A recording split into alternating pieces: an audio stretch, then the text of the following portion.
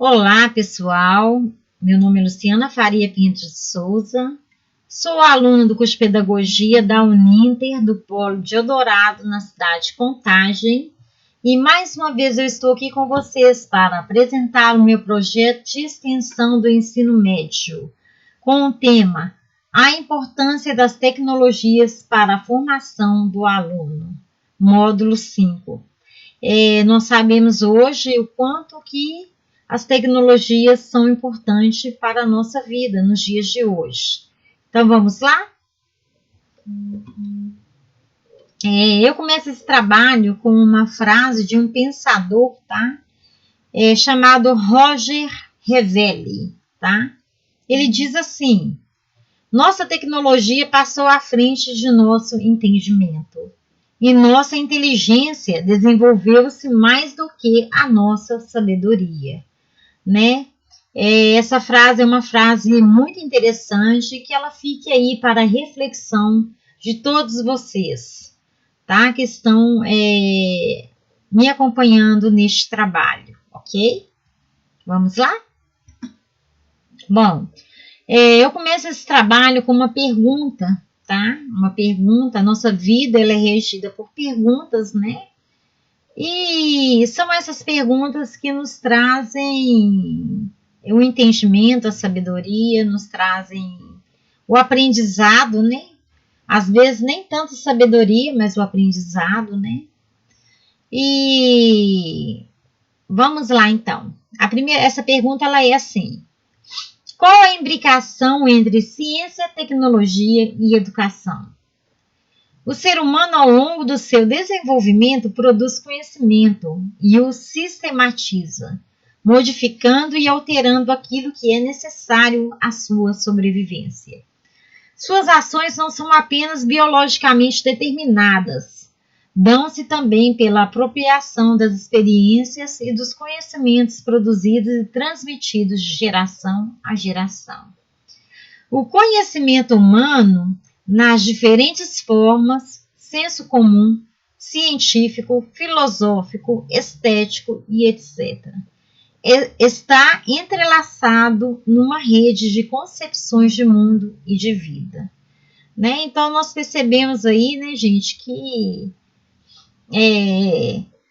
o conhecimento ele é transmitido, né? Ele é produzido e transmitido de geração a geração, né? Então, assim, e ele é apresentado em suas diferentes formas, do senso comum, científico, filosófico, estético, né? E ele está entrelaçado numa rede de concepções de mundo e de vida. Todos esses conhecimentos estão entrelaçados, né? Nessa rede de concepção de mundo e de vida, ok? Quando ouvimos falar de ciência, vem à nossa mente que ela é a verdade absoluta, que representa a cura de doenças e a invenção de novos instrumentos. Da mesma forma, ao escutarmos a palavra cientista, pensamos no gênio louco que inventa coisas, o tipo excêntrico e distraído, bem como no indivíduo que pensa o tempo todo sobre fórmulas incompreensíveis aos mortais comuns. Em alguém que fala com autoridade, que sabe sobre o que está falando, a quem os outros devem ouvir e obedecer. Alves, 2002. Essa é uma citação de Alves no ano de 2002, né? Então, assim, na humanidade foi criado esse mito, né, de que a ciência era algo que era inquestionável, né?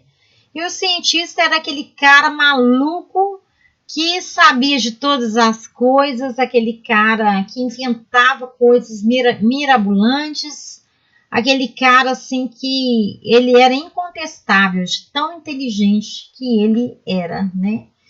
E isso é um mito, né? Isso foi um mito que foi criado, né? Porque a ciência ela não é absoluta, né? E esse cara mirabuloso, esse gênio, né? Ele não existe, né?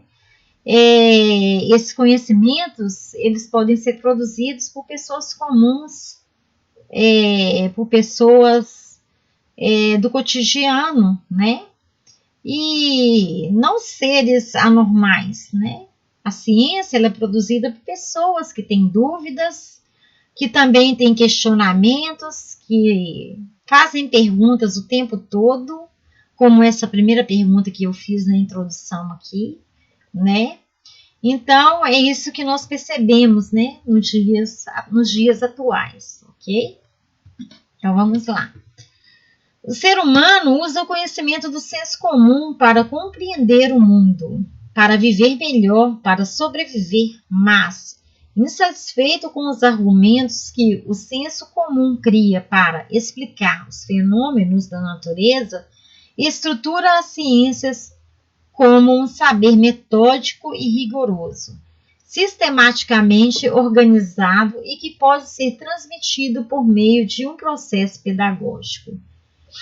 Em outras palavras, a ciência é a modalidade do saber constituída por um conjunto de aquisições intelectuais que tem por finalidade propor uma explicação racional e objetiva da realidade, né?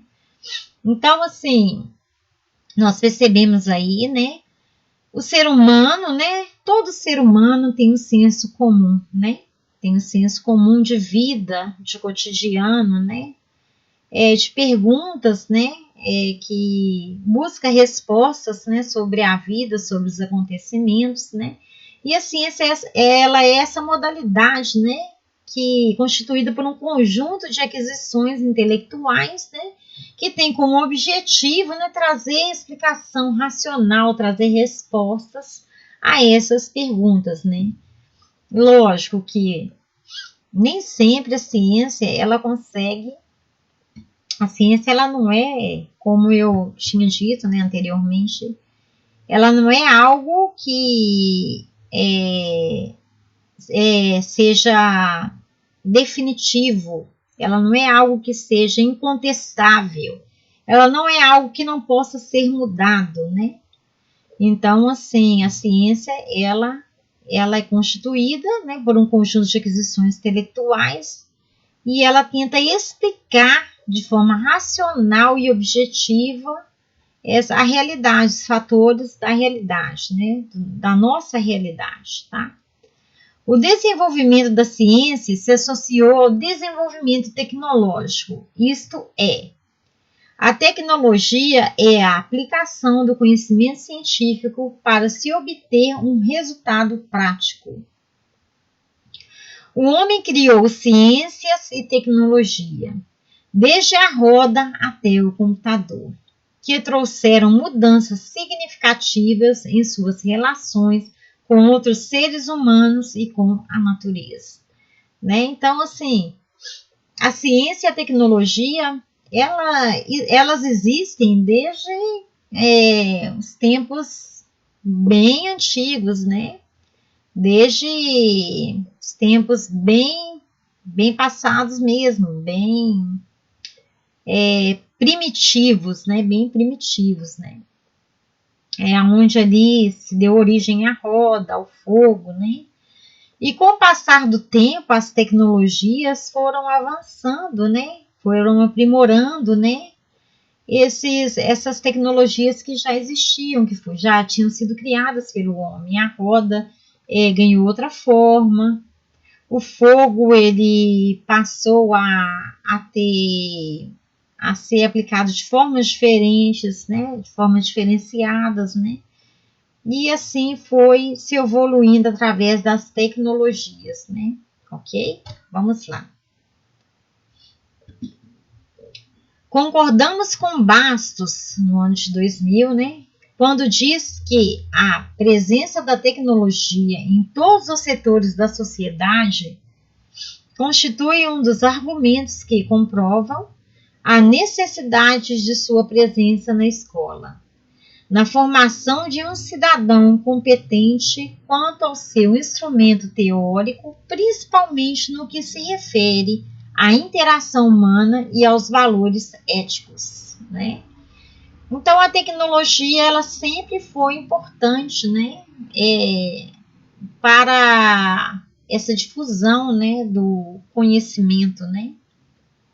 Porque essa tecnologia ela vem desde um papel, desde o quadro de giz, desde o próprio giz, né? Ela vem a cada dia ela vem se modificando, né? E ela vem trazendo, né, novos conhecimentos que vão passando de geração a geração, né, e vem evoluindo, vem no processo de evolução, tá?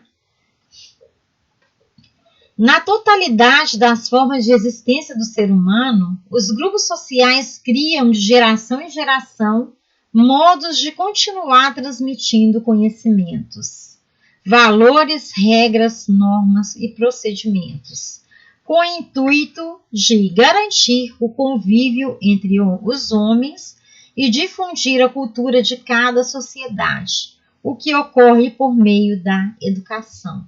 É o que eu havia dito anteriormente, né, que os conhecimentos, né, são transmitidos de geração em geração, né, e né, que com isso também são transmitidos valores, regras, normas, procedimentos, né, para manutenção, né, para manutenção e para garantir o convívio entre os homens e difundir a cultura de cada sociedade, né, por meio, através de quê? Da educação. A educação é isso, é a transmissão de conhecimentos, tá? Quando nos referimos à educação, queremos expressar nosso entendimento de que ninguém escapa a ela, uma vez que está entrelaçada à vida cotidiana, na rua, na igreja ou na escola, no ato de aprender, de ensinar, de aprender e ensinar, de saber, de fazer ou de conviver. Todos os dias misturamos vida e educação. Então, a educação, ela está presente nos nossos, em tudo que fazemos, né? Ela está presente na escola, na igreja, ela está presente em todos os espaços em que nós convivemos, espaços sociais. Porque ali ocorre troca de saberes, ali ocorre novas aprendizagens, ali ocorre transmissão do conhecimento, e tudo isso nada mais é do que a educação, ok? Do que um contexto de criação, de transformação, de um processo, né, de transmissão de conhecimentos, ok? Vamos lá. Mas o que é tecnologia mesmo? Então, segundo Bueno, né, no ano de 1999, na página 87, por sua vez, conceitua a tecnologia como um processo contínuo, através do qual a humanidade molda, modifica e gera a sua qualidade de vida. Há uma constante necessidade do ser humano de criar a sua capacidade de interagir com a natureza, produzindo instrumento desde os mais primitivos até os mais modernos, utilizando-se de um conhecimento científico para aplicar a técnica e modificar, melhorar, aprimorar os produtos oriundos do processo de interação deste com a natureza e com os demais seres humanos, né? Então, a ciência ela está aí para quê? Para melhoria, né? Melhoria dessas tecnologias, né? Desse conhecimento, né? Produzido pelo homem, né? E a ciência ela vem a cada dia trazendo melhorias, né? Modificações, aprimoramento, né? Desses produtos, desse conhecimento adquiridos pelo homem, ok? A tecnologia vai muito além de meros equipamentos. Ela permeia toda a nossa vida, inclusive em questões não tangíveis. Assim, As tecnologias são classificadas didaticamente por Sanchos, 2001, em 3 grandes grupos. Vamos lá. Primeiro, físicas. São as inovações de instrumentais físicos, como caneta esferográfica, livro, telefone, aparelho celular, satélite, computadores. Então, todo instrumento físico é uma forma de tecnologia, né? Que são chamadas de tecnologias físicas, tá? E que vai dos mais simples a uma folha de caderno, lápis, caneta, né? Tudo isso é tecnologia de forma física, tá? Físicas. Organizadoras, que é o segundo, são as formas como nos relacionamos com o mundo e com os diversos sistemas produtivos estão organizados, né? Então, as formas como nós nos organizamos com o mundo e com os diversos sistemas produtivos, né? Também é uma tecnologia, né? Que estão organizados, né? Também é uma forma tecnológica, né? Porque essa organização é que vai proporcionar para nós, né, melhorias, né? Com o mundo e com as novas descobertas que acontecem, né, neste mundo, ok? 3 as simbólicas, tá? Existem as simbólicas também. São as formas de comunicação entre as pessoas, desde o modo como estão estruturados os idiomas escritos e falados, até como as pessoas se comunicam, né? Então, as simbólicas são essas formas de comunicação, né? Entre as pessoas, escritas, faladas, né? Através de gestos, gestuais, né? Através da língua de Libras, né? Que é uma língua, né? A comunicação através de sinais, né? Também está inserida, né? Em formas de tecnologias, tá? Consideramos que essas tecnologias estão intimamente interligadas e são interdependentes, né? Elas estão interligadas e são interdependentes, tá? Ao escolhermos uma tecnologia para utilizarmos na sala de aula, optamos por um tipo de cultura que está relacionada com o momento social, político e econômico no qual estamos inseridos.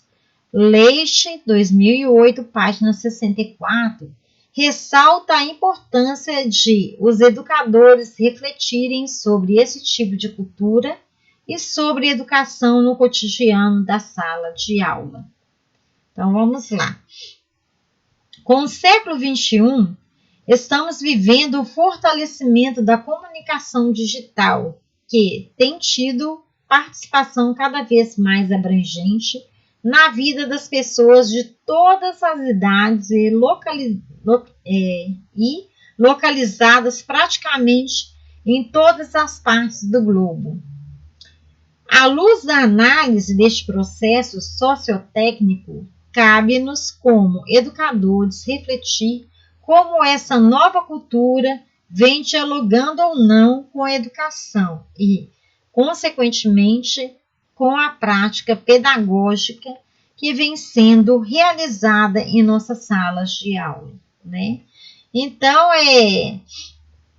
nós sabemos que no último século, né, no início desse século XXI, né, que houve um grande fortalecimento dessas comunicações digitais, né, que hoje, né, as pessoas não estão mais tão distantes como antigamente, né, que familiares custavam se comunicar, né, passavam às vezes quase que uma vida inteira, né, sem ter um contato um com o outro, e às vezes quando conseguia era através de uma carta ou de algum parente que viajava para outro estado ou para outro país, né, e que conseguia obter essa comunicação. E nos dias de hoje as pessoas se comunicam muito rápido, né, através dessa era digital aí, dessa comunicação digital, a informação ela chega muito rápida até nós, né?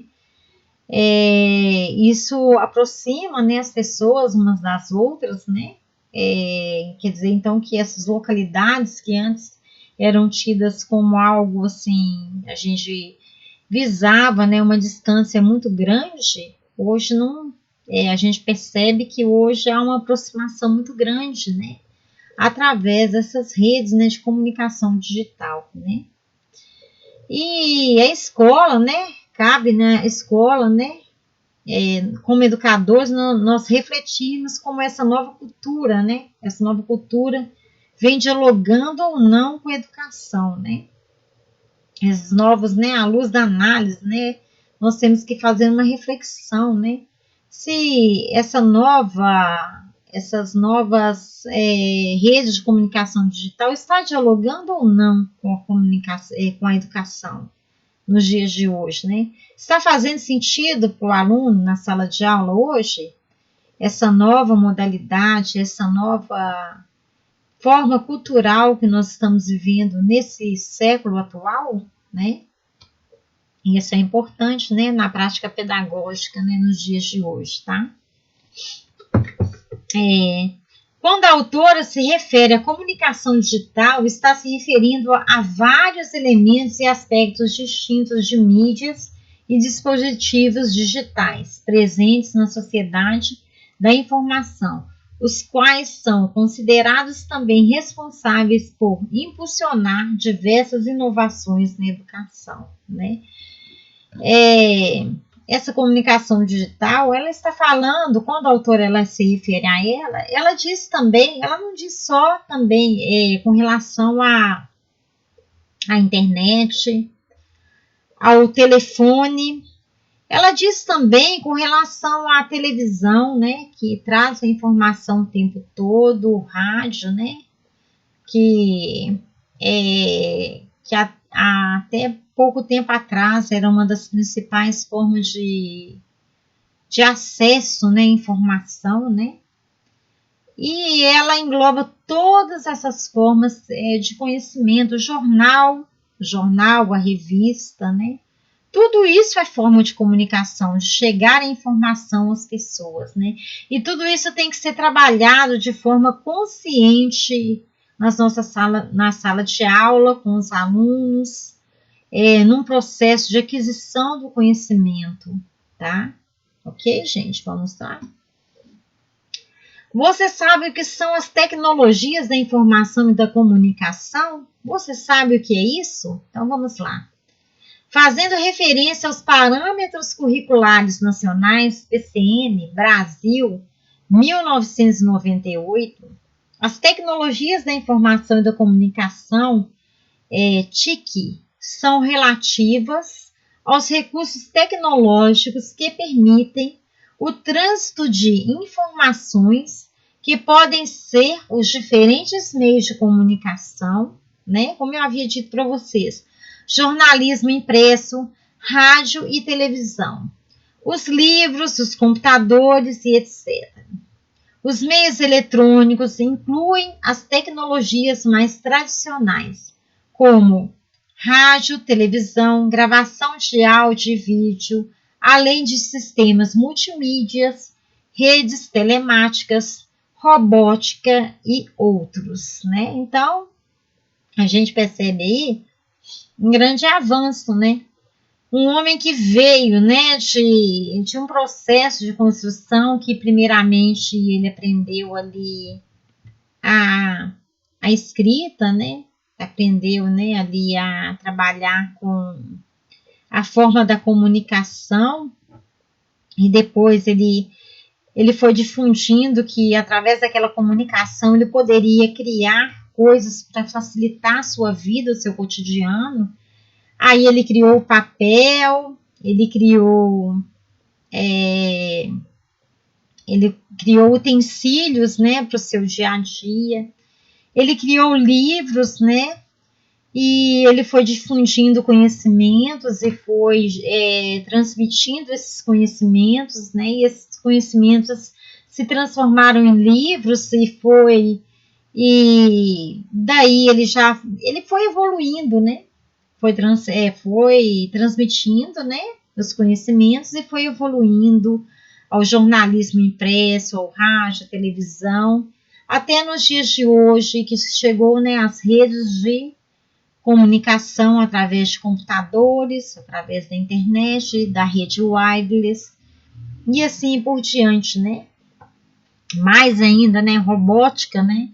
Tudo a favor do progresso da humanidade, ok?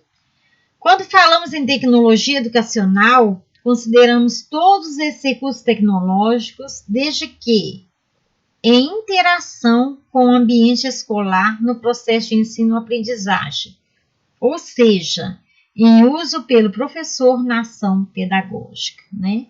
Então,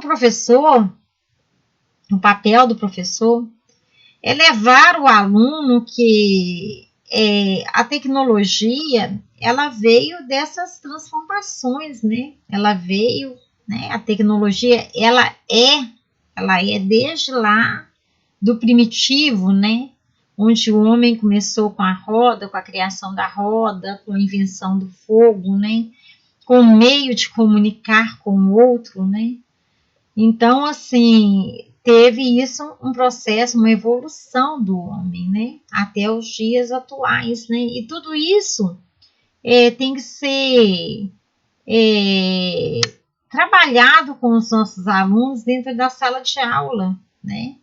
Que tudo isso faz parte de quê? Da construção dos saberes, da construção humana, né? Do senso comum humano, entendeu? Que transformou-se em ciência e uma ciência a favor do homem, uma ciência que a cada dia tem evoluído a cada dia, ok? Vamos lá? Ainda na década de 1980, sobre a denominação de novas tecnologias de informação e comunicação, NTIC, as tecnologias educacionais foram utilizadas como instrumentos de apoio e interatividade com outros meios. Poderíamos seguir argumentando com diversos autores, mas o que temos percebido é que, às vezes, é dado uma nova roupagem para o conceito de tecnologia educacional, embora o enfoque principal permaneça na utilização dos meios. Por isso, concordamos com Niskier, 1993, página 11, ao citar Napoleão, que a tecnologia educacional, sabiamente, não se reduz à utilização de meios. Ela precisa necessariamente ser um instrumento mediador entre o homem e o mundo, o homem e a educação, servindo de mecanismos pelo qual o educando se apropria de um saber, redescobrindo e reconstruindo o conhecimento. Tá? Então, com isso, nós percebemos aí que a tecnologia ela é o conhecimento, né, que é transmitido, né, de geração a geração, né, pelo qual o homem ele cria, ele tem, né, ali a capacidade da criação de várias outras coisas, né. Ele dá origem, né, a vários outros utensílios, né, para a vida, para a continuação dessa vida humana, né. E esses conhecimentos eles são transmitidos, né, de pessoa, de geração a geração, como eu havia dito, né. Você já parou para pensar se, por um acaso, esses conhecimentos eles não fossem transmitidos? O que seria da humanidade hoje, né? A humanidade, ela existe porque por causa devido a esse conhecimento, né, que foi transmitido de geração a geração, tá? E a este senso comum, né, desse aprendizado, né, que veio lá do passado, né, lá do primitivo, tá? Alguns educadores consideram que a simples utilização desses meios é suficiente para garantir um avanço na educação. Entretanto, acreditamos que só o uso não basta. Se as tecnologias educacionais não forem bem utilizadas, garantem a novidade por algum tempo, mas não acontece realmente uma melhoria significativa na educação, né? Então, o conhecimento ele tem que ser agregado, né, da ciência, né? Ele tem que estar, né, juntamente com a ciência, né? E ele tem que ter um significado na vida do aluno para que o aluno ele avance, né, no processo de construção, né? No processo do conhecimento dele, né? De adquirir o conhecimento, né? E da melhoria, né?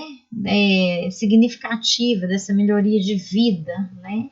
Através da educação, né? São 3 coisas que andam junto: a educação, a tecnologia e o conhecimento, né? Então, vamos lá. Então, gente, aqui, né, eu vim aqui apresentar para vocês as referências bibliográficas, né? Esse material eu tirei do livro de Glaucia da Silva Brito, né? E das escritoras, né? Ivonélia da Purificação, o livro chamado Educação e Novas Tecnologias, um repensar, da editora Intersaberes. Esse livro ele é da Uninter, né? É um material muito bom, né? Que fala, né, sobre essas tecnologias, né? Que as pessoas até então pensavam que tecnologias era somente tecnologia é o computador, tecnologia é geladeira, tecnologia é o telefone celular, o smartphone que saiu de última geração. Não, tecnologia é tudo, é tudo. A tecnologia é essa garrafinha de água aqui, ó. Porque para ela existir, alguém precisou de pensar em fabricar, né? Em desenvolver, né? Através, alguém imaginou, alguém desenhou, alguém produziu essa garrafinha aqui através, né? Através de uma indústria, né? Então, isso é uma tecnologia, um avanço, né? Antigamente, né, no passado, né, o homem, ele tomava água, acredito que deveria ser em casca de coco, né? Então, assim, né, deveria abrir o coco e ir lá e fazer ali com aquela casca do coco, fazer um copo, né? Então, assim, nós evoluímos, as tecnologias evoluíram, a educação evolui todo dia. Nós precisamos buscar esse conhecimento, esse saber, buscar, aprender, conhecer e transmitir. Porque a vida ela tem sentido por isso, porque nós somos seres que estamos o tempo todo aprendendo e transmitindo conhecimento, né? E hoje nós temos uma ferramenta aí que está disponível, né, para nos auxiliar, né, na melhoria, né, de tudo isso, né, a cada dia avançando, né. E também eu deixo aqui também, convido vocês a estarem assistindo, tá?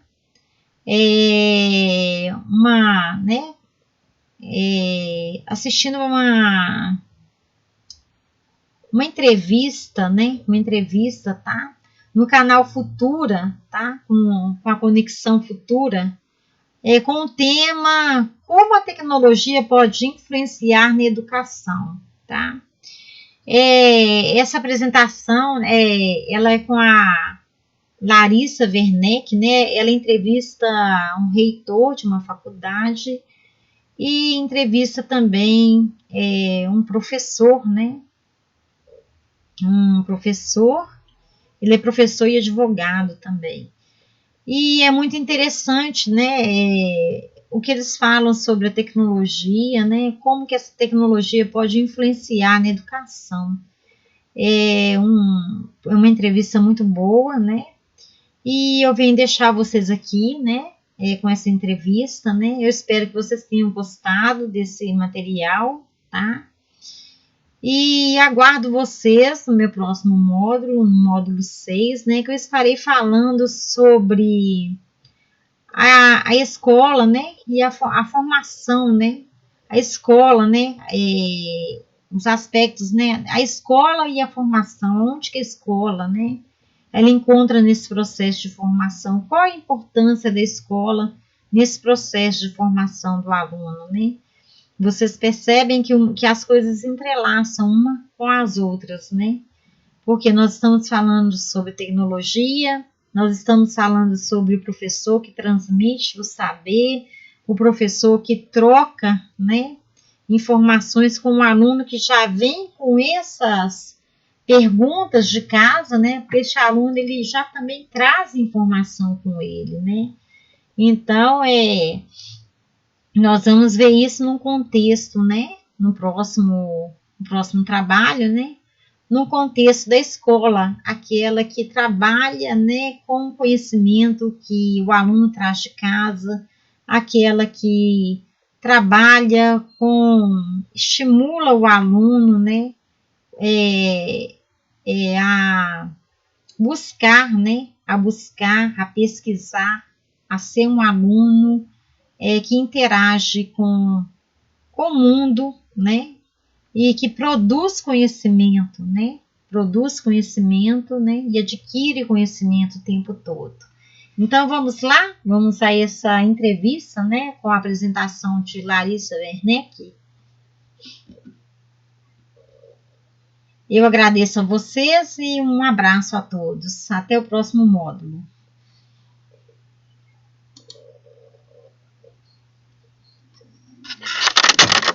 Olá, seja bem-vindo ao Conexão Futura. Oferecer novas oportunidades, ampliar e democratizar o acesso a conteúdos especializados e possibilitar a personalização do processo de aprendizagem. Essas são apenas algumas transformações que as tecnologias digitais estão trazendo para a educação, mas os desafios para que alunos e professores aproveitem todos os benefícios da inovação tecnológica ainda são muitos. Para conversar com a gente sobre as mudanças do modelo tradicional de ensino geradas pelo uso das tecnologias, estão aqui no estúdio Sérgio Branco, cofundador e diretor do Instituto de Tecnologia e Sociedade do Rio de Janeiro, e Ronaldo Mota, reitor da Universidade Estácio de Sá. Olá, Sérgio. Olá, Ronaldo. Bem-vindos. É um prazer conversar com vocês. Ronaldo, a gente trata muito aqui no Conexão Futura sobre a utilização das novas tecnologias, das plataformas digitais na escola. E acho que a gente já ultrapassou a discussão se essas tecnologias, como por exemplo as plataformas mobile, né, o telefone celular, tem que estar no ambiente escolar. A discussão agora é outra, né, Ronaldo? Como o professor e o aluno fazem uso disso? A gente está nesse ponto? Bem, o ponto que nós estamos, primeiro, está longe de ser simples. Nós estamos numa época com desafios que são muito complexos.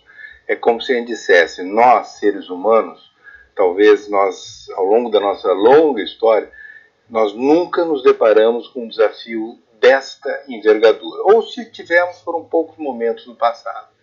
O que caracteriza o tempo atual nós temos hoje, pela primeira vez, a informação sendo totalmente disponibilizada, totalmente instantânea e basicamente gratuita. O homem, o ser humano, o Homo sapiens, nunca viveu isso. Isso tem um impacto em absolutamente todos os setores da sociedade, sem exceção. Agora, imagine a consequência disso numa escola cujo papel tradicional estava tipicamente associado a transmitir informações. E agora ela tem que se repensar nas suas estruturas mais fundamentais, de como continuar sendo uma escola, de continuar tendo um papel fundamental numa sociedade em que o conhecimento é tão crucial, mas à luz de um fato novo. Informação é talvez o produto mais acessível, de certa forma mais, não quero usar a palavra vulgar, mas certamente não é isso que vai diferenciar ter ou não a informação. Mas o que eu faço com ela? Então a escola se reconfigura, ela tem um desafio gigantesco, e o uso das tecnologias, como você mesmo ensinou, não é mais se uso ou não, mas é como que eu me repenso conceitualmente numa sociedade com essas características. Sérgio, nesse aspecto que o Ronaldo trouxe para a gente, como a gente poderia, então, definir esse impacto causado pela tecnologia, pela inovação tecnológica no ambiente escolar? Pois é, o impacto é enorme e é em diversos níveis, né, em diversas camadas. Uma imagem muito usada, que não foi criada por mim, mas eu acho ela bastante didática, é a gente imaginar que quando a gente pensa num médico, num engenheiro do século XIX, se ele aparecesse por um milagre agora, no século XXI, ele seria simplesmente incapacitado de exercer sua profissão. O médico do século XIX não saberia ser médico no século XXI. Porém, um professor do século XIX saberia exatamente o que fazer no século XXI, que é entrar em sala de aula e falar para os alunos, porque, apesar de todo o avanço tecnológico, as escolas, e aí escola a gente fala escola, universidade, né? Nós estamos falando todos os níveis de ensino, ainda não incorporaram adequadamente a tecnologia no dia a dia. Então, os desafios vão ser ensinar os professores a ensinar para o século XXI, como os médicos aprenderam a ser médicos no século XXI, ensinar os alunos a acessar a informação e fazer bom uso da informação, e modificar também uma forma, digamos, social de como a escola funciona, porque uma das minhas grandes críticas à escola, e quem é meu aluno sabe que eu não concordo com isso, por exemplo, são muitas, mas eu vou dar um exemplo só. Quando os alunos fazem prova, hoje em dia, eles são colocados numa situação que é absolutamente anômala. Eles ficam silenciosos, sozinhos, escrevendo à mão, sem consultar absolutamente ninguém. Quando que na vida eles vão se deparar com essa situação? Essa é uma situação irreal. Não significa que as provas não possam ser assim, mas me causa muita estranheza que todas as provas tenham que ser assim. Porque é isso que você fala, né? Os alunos agora têm acesso a essa informação, a esse conhecimento na palma da mão. Né? E aí, pensando nisso, Ronaldo, o próprio papel do professor em sala de aula se transforma também.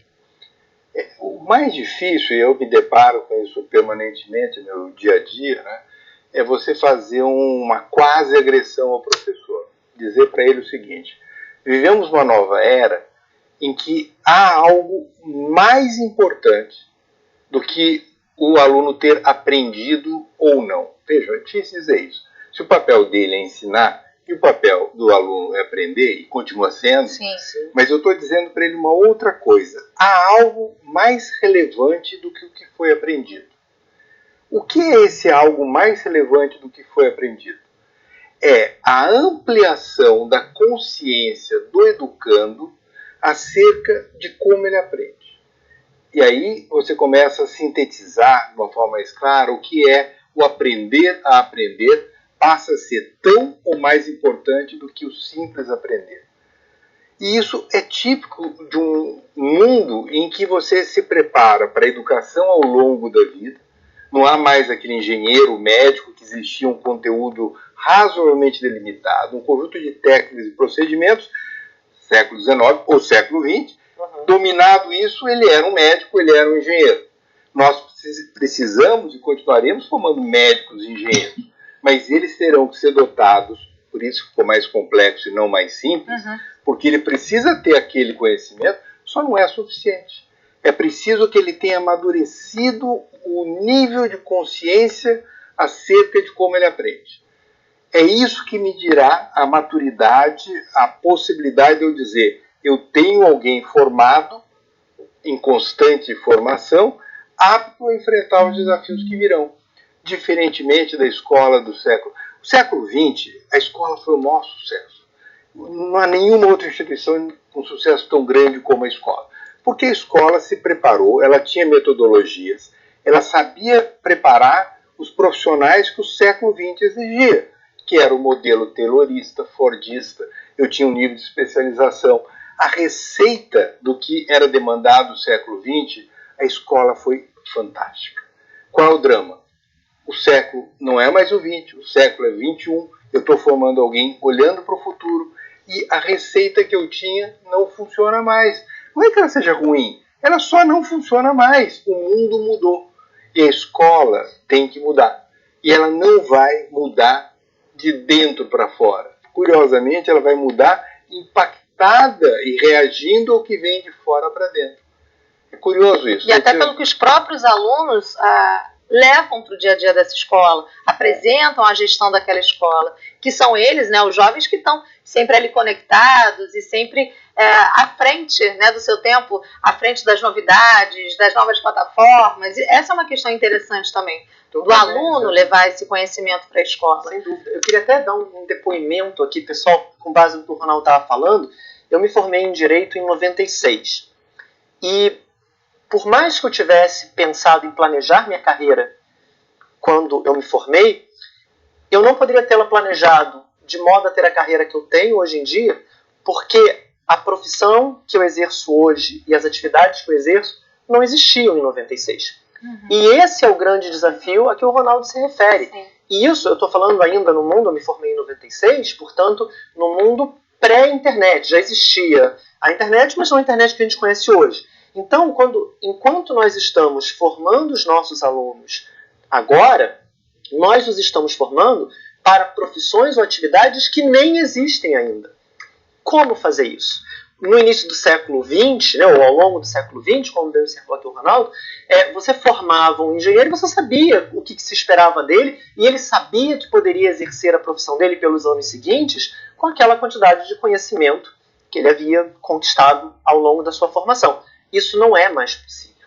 Então, o desafio se torna ainda maior, porque é um pouco prever o futuro e prever quais são as outras características na formação de um aluno que ele vai precisar desenvolver para desempenhar bem suas atividades uma vez formado.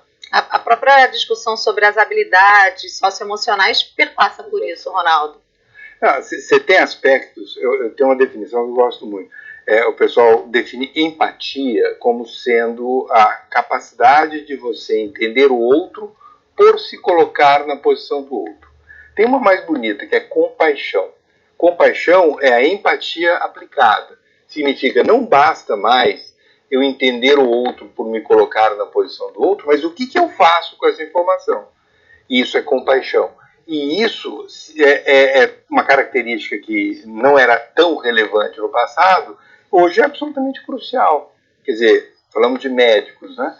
Quer dizer, por mais que eu tenha um médico preparado, a capacidade dele resolver o problema específico de um doente vai estar muito associado à capacidade que ele tem de estabelecer uma relação empática ou compaixão.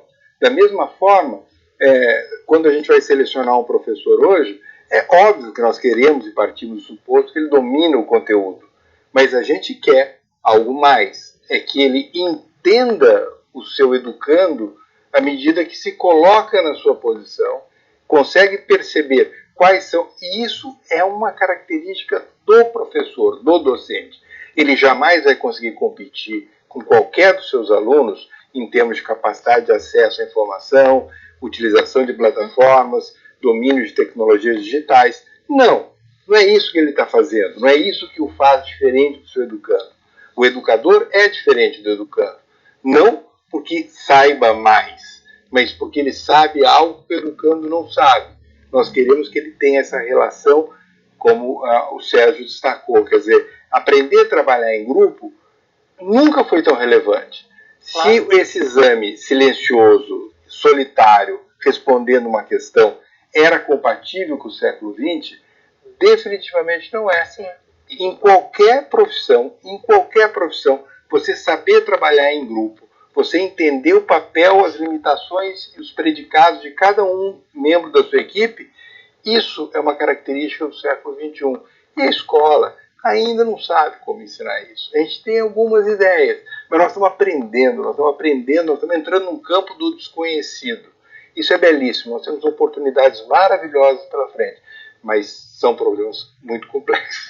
Eu também me sinto super seduzido por essa ideia de como compatibilizar essas práticas que parecem contraditórias, que é do aluno que está sentado esperando ser iluminado pelo professor, e um professor que, na prática, precisa disputar com o Facebook, com o WhatsApp. E eu sempre acho que o maior desafio não é proibir o uso da tecnologia, é ser melhor e mais interessante do que a tecnologia. Sim. É entrar em sala de aula e dar uma aula em que os alunos vão se sentir mais estimulados em ouvir o professor do que ficar acessando o Facebook. Se os meus alunos começam a acessar demais o celular, eu já parto pelo meio, peraí, tem alguma coisa de errado, eu tenho que ser melhor do que eu estou sendo agora. E trazer e desafiar também os alunos. Eu dou aula de direito.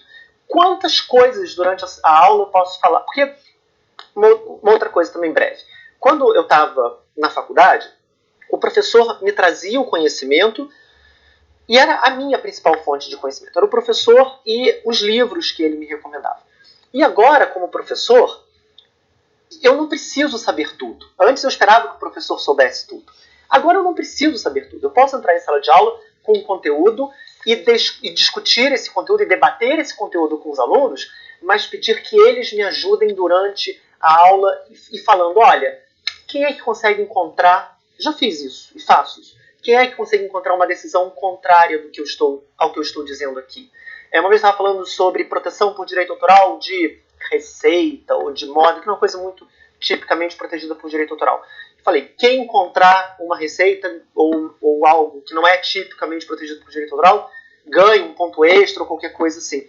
É trazer a tecnologia. Claro. E esses exemplos que eu estou dando são absolutamente rudimentares. É o mínimo. Eu não acho que esses exemplos Seria sejam... um papel de curador, basicamente, das informações às quais os alunos têm acesso naquelas plataformas. Né? De mostrar como é que os alunos também podem se apropriar disso. São muitos desafios, a gente já tocou aqui em alguns, o Ronaldo trouxe a questão da formação do professor. Agora tem uma questão que é bastante, se a gente for pegar realmente a aplicação das tecnologias e das plataformas, que é a questão do acesso à internet, à banda larga, às tecnologias, né? E aí vamos falar então do ensino médio. A gente está em plena discussão sobre a reforma do ensino médio e tem dois aspectos que eu queria trazer sobre essa etapa de ensino. Se a gente pegar dados do Censo Escolar de 2015, só 65% das escolas, incluindo públicas e privadas, têm acesso à internet. Se a gente fizer um recorte só das escolas públicas, esse número cai para 59%. Essa não seria uma questão crucial, Ronaldo, para a gente resolver? Seria uma questão prioritária na discussão da inovação e das tecnologias digitais na escola? Tem duas maneiras, e elas são complementares, de enxergar o mesmo desafio. Uhum. Um deles, não há a menor dúvida de que é crucial que as nossas escolas estejam conectadas, que você consiga formular e desenvolver metodologias, abordagens que levem em conta essas tecnologias e incorporam no processo educacional. Ponto. Isso tem que ser feito. No entanto, não me agrada a ideia de que, porque isso ainda não foi feito e provavelmente não será feito mês que vem, a gente tranca e fala, bom, se a escola não resolveu, nós temos aqui um obstáculo intransponível. Veja, é fundamental que seja feito o mais breve possível. No entanto, vamos olhar um outro ponto de vista. O Brasil tem uma das piores internets do planeta. Esse dia eu recebi o reitor de Botswana e ele me fez uma pergunta simples. Por que a internet de vocês é tão ruim? Daí eu fui ler e a Botswana está muito adiante do Brasil em vários itens, desde internet até corrupção, eles estão em situação melhor do que a gente. Mas não é esse que é o ponto. Nós temos uma das internets de pior qualidade, mais cara, e somos provavelmente o povo que mais utiliza a internet. É verdade. Ou disputamos com os Estados Unidos e um outro país. O que nós temos no nosso caldo cultural que nos faz, mesmo em condições tão adversas, gostarmos tanto dessa tecnologia? E gostamos. Seja na utilização do sistema bancário, seja no processo eleitoral, seja em tudo. Nós temos 40 milhões de telefones móveis do país, a maior parte deles, gradativamente todos, serão telefones inteligentes, portanto, em tese, acessando a internet. O que eu quero dizer com isso? Veja, nós temos uma população com um desejo absolutamente invulgar de utilizar para tudo, para namorar, para falar com a família, para os negócios, para se informar e para estudar.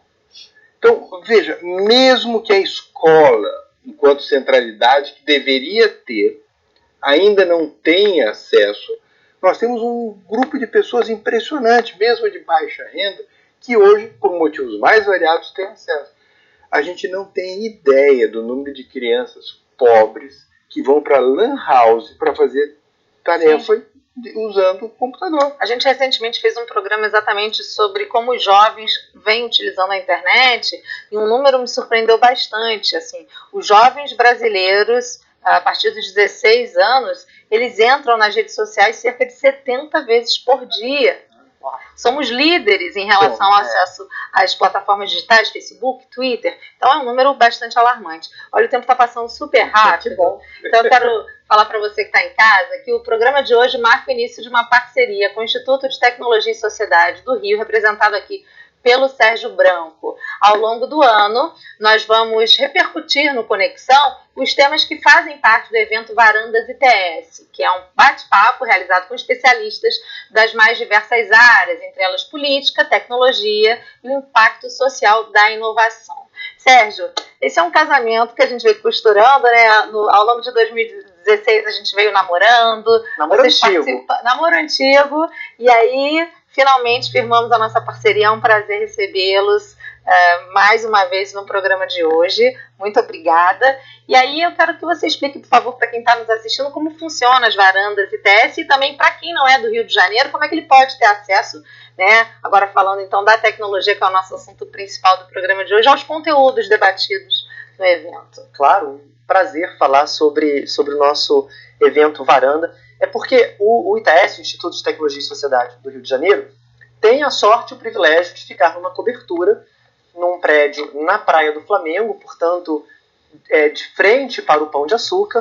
E quando nós nos instalamos lá, cerca de 3 anos e meio atrás, nós pensamos qual é o melhor uso que nós podemos fazer para essa varanda, para não ser só nossa, né? Vamos democratizar o uso da varanda, porque a democracia também é um dos pilares do nosso pensamento. E pudemos, então, colocar em prática uma ideia que nós já tínhamos há bastante tempo, que era de abrir um espaço para discutirmos questões interessantes. Claro que a maioria delas pautada pela tecnologia, porque é um elemento, né, de conexão do ITS, mas nem sempre. Então nós também temos varandas sobre gênero, sobre racismo, sobre linguagem. Então os temas são variados, mas quase todos são de alguma forma convergentes para a tecnologia. Os eventos são presenciais, a gente divulga no Facebook e no nosso site.